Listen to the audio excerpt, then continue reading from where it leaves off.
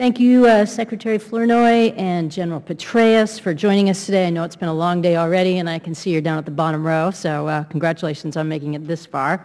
And I want to reiterate what many of my colleagues have said. That's that we all truly appreciate the hard work and sacrifice of both of you and the troops that you lead. And coming from the state of Maine, where we do have National Guard deployed and have sent so many of our citizens to this and other wars, we know what this sacrifice is. Also in Maine, when we look at the costs of this war, we feel that there's been an extraordinarily high burden to our state when you divide that up. It's about $3.4 billion, the cost of our state residents in paying for the war in Afghanistan. And I continue to hear from my constituents about the astronomical costs that we have here, both in our lives lost and the resources we sacrifice at home to support the ongoing mission. I want to talk a little bit about that. As we've seen earlier, 75% of Americans have said that a substantial number of combat troops should be removed from Afghanistan this summer, according to a Washington Post poll released this week. Many, like myself, are deeply concerned that this will not be a reality come July, and I think we know that's true. Every day, more and more Americans are looking for an end to this war, but as we sit here and talk about it, there really doesn't seem to be a soon end in sight. DoD budget documents have forecasted a drop of U.S. troops in Afghanistan from 102,000 to 98,250. That's only 3.5% reduction, which can hardly be described as an accelerated transition. In the President's final orders for escalation, he defined the mission of escalation as setting conditions for accelerated transition to Afghan authorities beginning in this July. However, I believe there's a lack of transparency and accountability, and this has raised some serious concerns and has also made it more challenging to fully understand some of the conditions on the ground. In recent months, I believe there's been a significant reduction in information about the war in Afghanistan coming from the Pentagon. For example, you've made it clear that a key ingredient to a successful counterinsurgency strategy is for the population in Afghanistan to support and have confidence in their government. As you once put it, and I know you have again, you cannot kill or capture your way to victory in Afghanistan. This makes it hard to understand why data collected quarterly about the support of Afghans, the support that they have for their government, was dropped from your most recent report to Congress in November of 2010. I'm interested in knowing whether this decision has been made to no longer collect this data, and if the decision has not been made, why it was omitted from the report.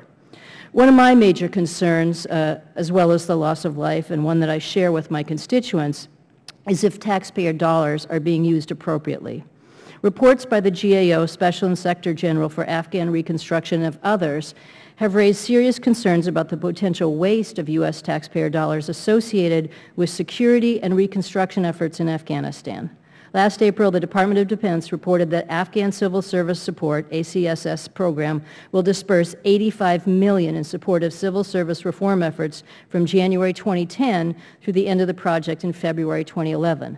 The Department also reported that the U.S. government was transferring $30 million directly to the Afghan Ministry of Finance to support the Civilian Technical Assistance Plan.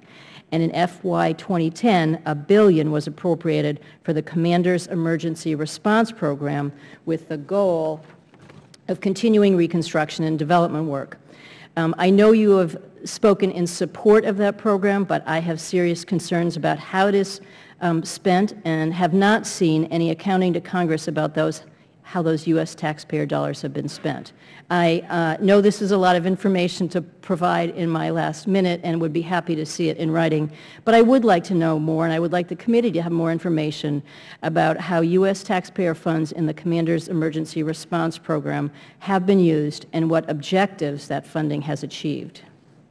I would ask that you do wrap this up at the 5 minutes. I know you have a hard leave time, and we still have several members. So, and I completely concur with that. It's a lot of information, and I would be happy to see it in writing, so I appreciate that.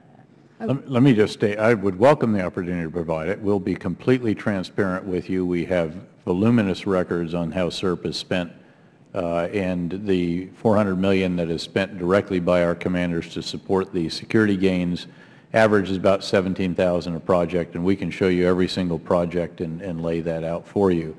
The CERP AIF is working its way through because that's spent in coordination with AID, as I'm sure you know. And then the CERP for reintegration, $50 million, has been invaluable in helping our Afghan partners initiate the conduct of reintegration of reconcilable members. We've spent about $5 to $6 million of that so far.